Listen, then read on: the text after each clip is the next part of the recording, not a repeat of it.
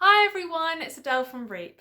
In this video, I'm going to be making an Olympic wreath made out of the Ginkgo leaf, a symbol of Tokyo, in celebration of the 2020 Tokyo Olympics.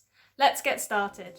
For this activity, you will need a printed copy of page 3, a paper plate, light and dark green card, scissors and glue.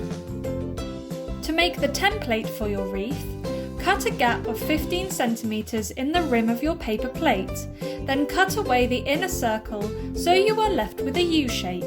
Now cut out the Ginkgo leaf templates on page 3 and begin to trace them onto your dark green card 10 to 15 times and then cut them out.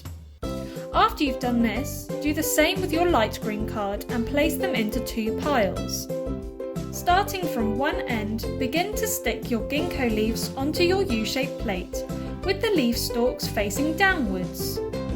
Mixing the 2 leaf shades together, layer your leaves on top of each other until all of the white of the plate is covered.